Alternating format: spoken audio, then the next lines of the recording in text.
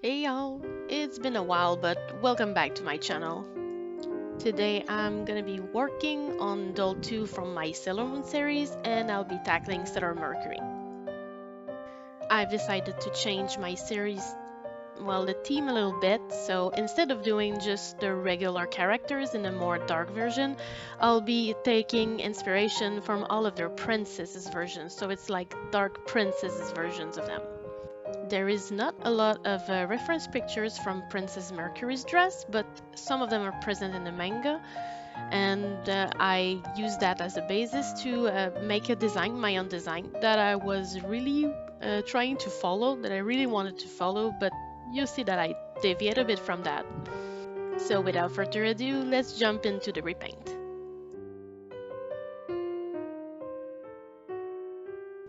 Like I usually do, I started with a sketch of the main features and I started using pastels to contour and shade the face a bit without going in for the main colors. Usually I film myself preparing the doll, but this footage was on my old phone and recently I had trouble. My phone was, the motherboard just fried.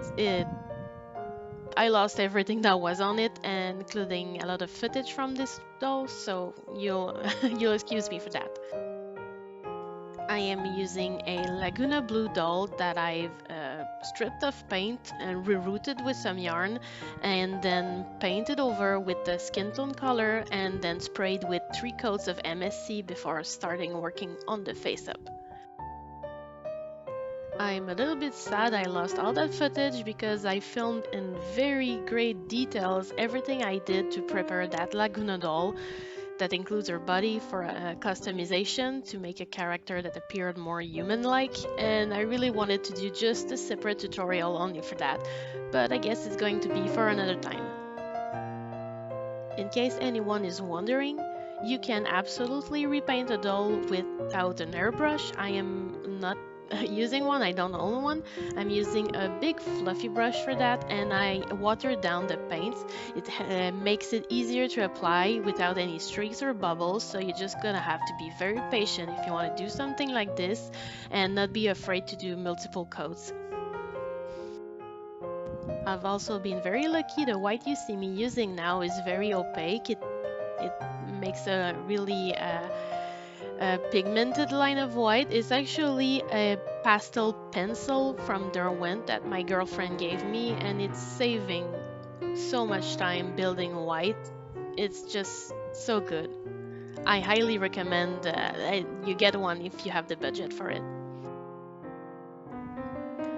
I've also built a makeshift tripod to try to film from closer so you can see better what I'm doing. So I'm still adapting, so I apologize if you see the camera going on and off focus because something is passing by a little bit too close.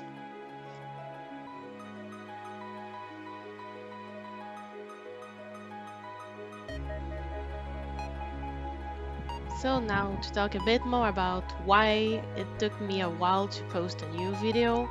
So the first thing that happened, of course, was my phone. My motherboard just fried. It's something that happens, I guess, with the model I had. So I lost everything that was still on my phone that I didn't have the chance to transfer on my computers. And that included progress on 3 dolls I was working on. One of them was a Pride theme doll, and actually I was really pissed I lost this one. I wanted to give you a repaint this year too for Pride month. Maybe I'll just give you something a little bit later. The other major thing that happened is more personal. I have the permission to say a little bit about it, but I will keep it brief. Someone in my extended family passed away. Someone in my girlfriend's family, and it was very hard on her, and I wanted to be there for her and for the family as much as I could, so I did not spend as much time as I usually do on my project, including my repaints. Don't worry about my health or my girlfriend's health or anyone in my family. Nobody has any trouble with what's going on in the world right now. I mean, the ongoing pandemic, and the person who passed away didn't die from it, so don't worry about it. It's all good. I just thought I could give you like you guys like a bit of explanation because it has been quite a while, yes. I also used a lot of time to work a bit more on my Princess Serenity doll. I had a lot of very good positive comments and I really felt the love when I posted that video, but some comments I received more on the side were giving me some criticism because she's still a beloved character and I can see how she could have felt a bit not exactly how she should be portrayed. And I see also flaws in my design. So what I did is that I basically took her back on at my workstation and I worked on some things for her. Of course, there's no video of that because my phone fried, but there's a lot of good pictures still on my Instagram. I will maybe include one or two at the end of this video if you're curious. So yeah, just stay tuned and you see her. If you are curious, I am on Instagram. My handle is K's with an S _ OOAK _ factory. So if you want to give me a follow on there or see more pictures than I do post at the end of my videos, just up on there. I mean, this white, it's literally everything. It's like it can cover like high pigment, but under it, it's really saving my life. I can do things that I couldn't do before with the pigments I own. If anyone has a suggestion for a set of pastels that is not too expensive and has pretty good pigment, just let me know. The set I own is by Derwent, but it's more like a school quality, like a scholarly quality, I think it's called.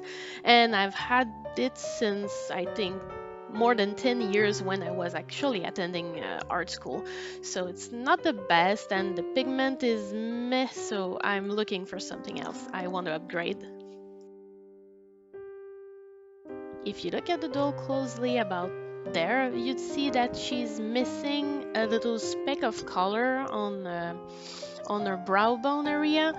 It's because I went a little in too strongly and I scratched a bit of the paint off, but it was easy to fix it with more color as I layered more MSC on top of her. Or if you want, if that doesn't work, you can still use a little bit of paint and try to match it, or just lift the pigment of a watercolor pencil with a damp brush. It should work. At the stage of the repaint, I'm using a little bit of everything color-wise on pencils and on pastels to just make the colors pop, make sure everything is well blended, add the last touches like the lashes and darkening the lash line with black. You really want things to pop, you want the colors to be well saturated when they need to be.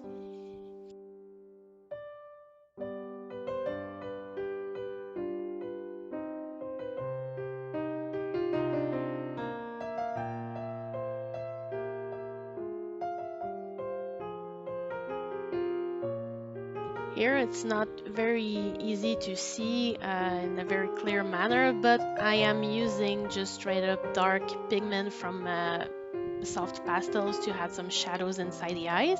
I think this step just brings everything a bit more to life. I also like to use a bit of warm color pigment when I do shadows inside the eyes because I think it's more realistic to go with something more warm instead of going with neutral pigment.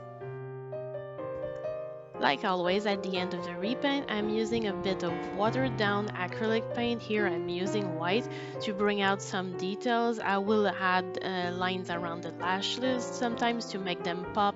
I do a bit of texture inside of the eyes. Sometimes I make the eye whites pop a little more. I will go do some little highlights sometimes in the brows, adding little hairs and some lines on the lips to try to give it a more realistic texture, which I think looks very good on dolls. Watering down the paint for that just feels better. I think it makes it easier to apply and easier to correct if you make a mistake, and it will prevent it from building too much texture.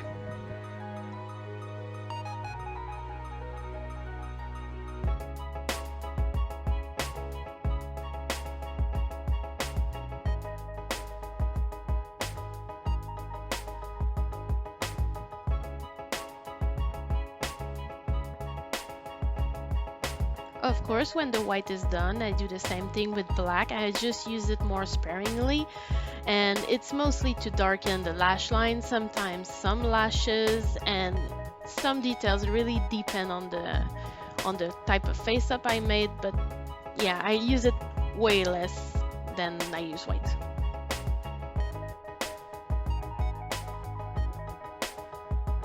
As a finishing touch, what I'm doing here is that I'm taking blue metallic paint to draw that little Mercury symbol that I did on her forehead. I drew it with black at first. It's just to make everything pop on, to make sure the blue applies nicely and is very pigmented and very precise. And of course the last step is to gloss the lips. I do not gloss the eyes, but it's only because I find them very hard to photograph when I do.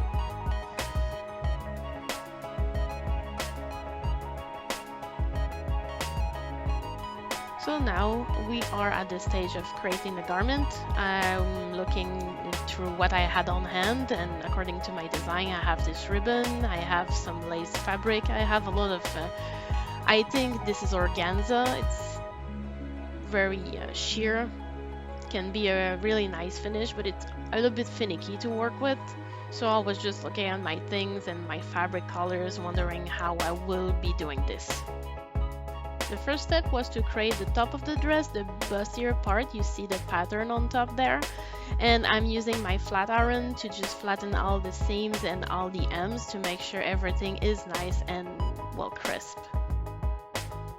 I'm telling you, flattening those seams and ends really do make such a big difference. It's a trick I picked up only recently. I wish I had done so way before.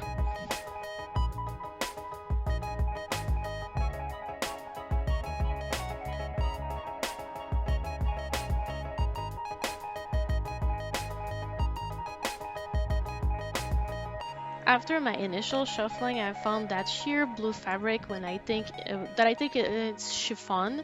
It's very soft and very watery looking, so I decided that I was going to use that in my design. So here I covered the bustier with it. I've had a ribbon and a little velcro in the back, so the top is done. Using Frankie here as a mannequin, I'm testing different combinations to know which fabric I will use to make the skirt.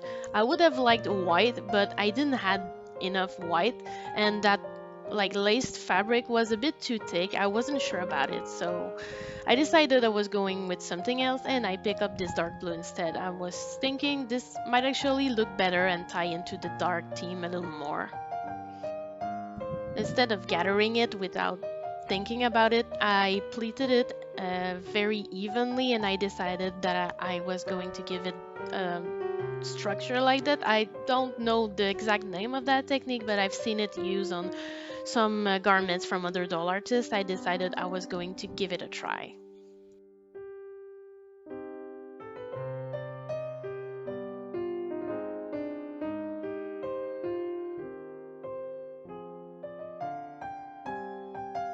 When the skirt was done, I just attached it to the top part of the dress. I pinned the bustier with the skirt good side against good side, and I started stitching them together with dark blue thread.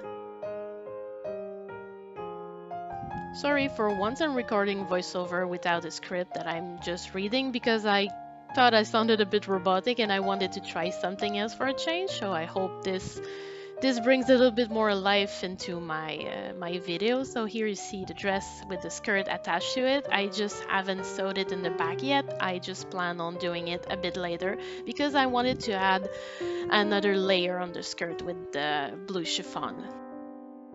So that's exactly what I did. I got a crescent shape out of paper, the size I wanted it to be, and I got some chiffon out of that shape to make another layer to the skirt. I just separated it in two, so it's going to be open at the same place as the skirt. The dark blue skirt is open in the back, so I can sew them together a bit later. I just gathered those on the side the same way I did with the blue fabric, the dark blue, and I stitched them carefully one by one to the dress. I made sure every fold was symmetrical and that each side had the same number of folds. What I did after was removing the dress and pinning the fabrics together to sew it in the back. I just sewed the 3/4 of the way to give an opening to be able to put maybe a snap button in there and make sure the doll had room to put the dress on and remove it.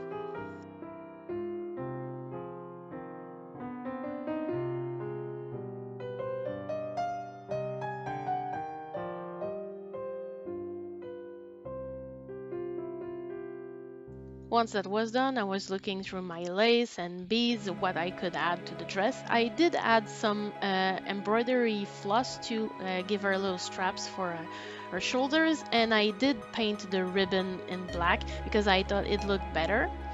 And here I'm looking at different materials I have. I did made a corset like I drew on my initial sketch, but I really wasn't feeling it, so I removed it. I don't really have any footage of it, I'm sorry, but it didn't look good. She looked more like it looked like a nice medieval dress, but still not quite to the level of a princess, so this is why I decided to scrap it. Those beads there are particularly beautiful and I love them, but darn, they were a bit too big, so yeah, sadly. I tried a lot of different combinations for the design and even asked on my personal Facebook what my friends were thinking. And here what you see here is a scrap of fabric, the same I used for the skirt, where I hand painted some design on it with a sponge, trying to make something that looked like frozen ice. Because I think it ties well with Mercury, is more like the ice aspect of water, while Solar Neptune is more like fresh water. But I scrapped it, I thought it looks too stiff, and well, painting fabric do stiffen it, and I really don't like it that much. In the end there, I pinned different kind of laces on the dress to see how they would look together, and I was preparing to sew them. I had those gems too that I wanted to add, and maybe some glitter that I had that could have looked really good with her design. And this is the dress all completed. It took forever to sew all of those, to stitch them by hand so it wouldn't show, but I did it and I'm happy with the result. I wanted to glue some of those gems on her, and seriously, looking at them now, I realized it would have been perfect for Serenity, but I didn't have them on hand at that moment, so yeah, I'm using old-fashioned Elmer's glue to stick them on.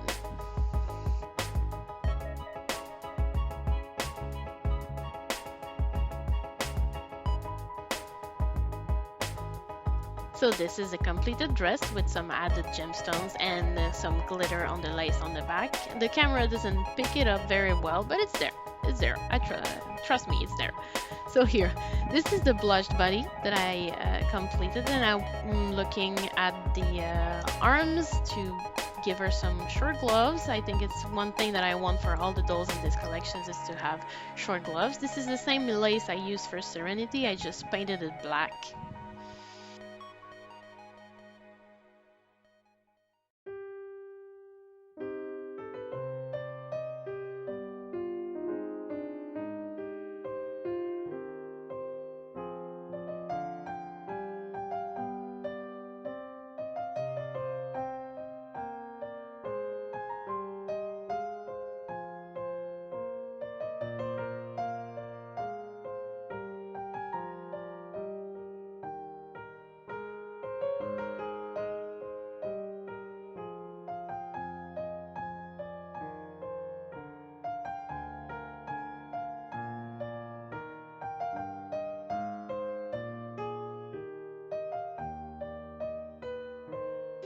To add even more details to the gloves, I decided I wanted two little blue bows on top of it. I only have white ribbon, so I painted little bows I made with light blue paint.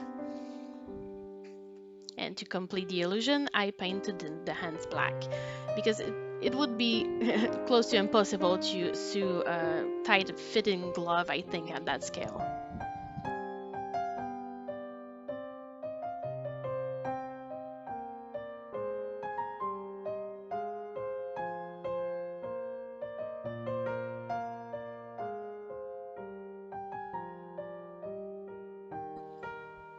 For the shoes, I went in simple. I think those are Monster High IB Abominable shoes. I just repainted them and I added some glitter to the soles. Now it's time to do the hair. I do remove the protective fabric from her head to uncover her hair. It's a rerouted yarn that I did and already brushed out. I do not show it on camera, but you will probably notice at the end on the finished pictures that I did retouch her eyes a bit more later because I thought her irises were a bit high and that she looked that she wasn't quite there. Here you see me, I just use my flat iron and my brush to work a bit more through the hair, ironing it more and brushing it more to make it look nicer and shinier. I feel with yarn that the more you do, the nicer it gets. When it comes to rerouting those with yarn, there's no magical formula. Like any reroute, you want to plug everything nice and thick around the perimeter and on the part, but when it comes to filling inside the head, you don't want to plug every single hole or it's going to be way too thick.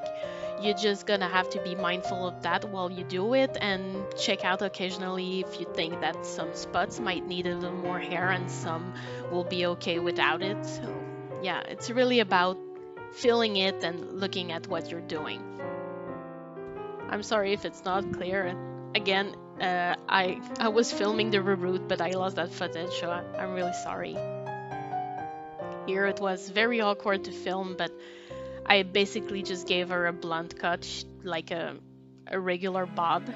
And then I used one of the techniques I like the most with yarn, so I used cling wrap around the head and I kept her tight in that burrito for at least overnight to make the hair lay really flat against the head.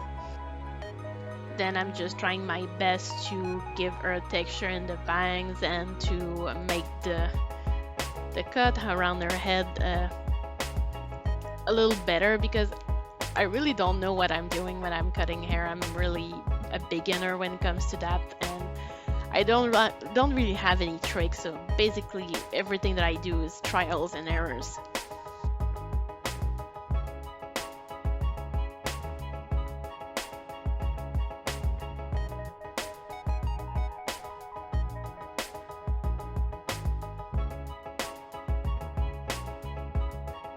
Once I'm happy overall with how it is, I'm just using a bit of air mousse to make sure some of the texture, some of the strands of hair will stay in place and that she'll have nice movement and look like herself. Should I go back to scripted voiceovers? What do you guys prefer? I feel like I'm leaving a lot of blanks here and there.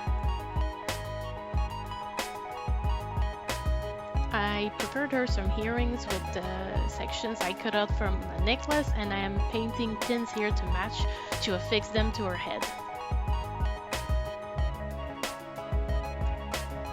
Then, to make sure everything was going to be fine, I heated up a needle to pierce the holes on her ears to make sure I wasn't going to crack the face up or the paint under the face.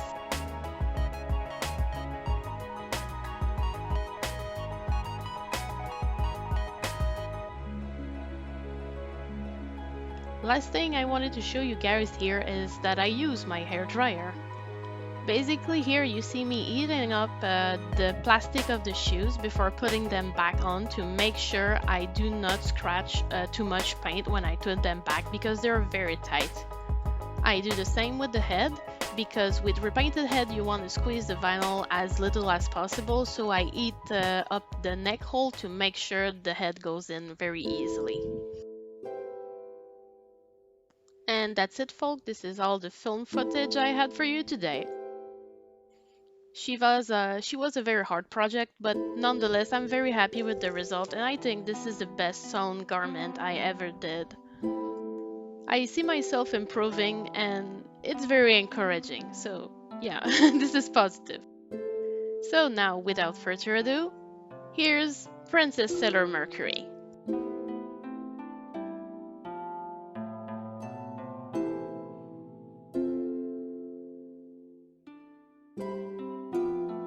There's also the fact that I had to change phones somewhere in there, so this is a new camera I'm still not very used to.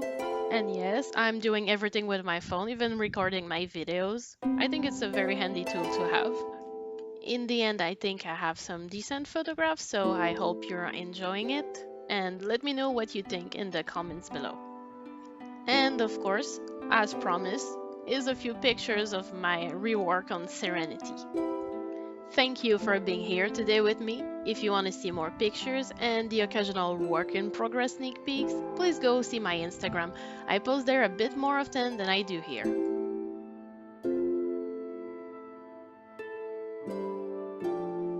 The next princess will be Jupiter. If you have any thoughts or ideas, feel free to sign off in the comments below. I try to read and reply to all of you. Thank you all and stay safe.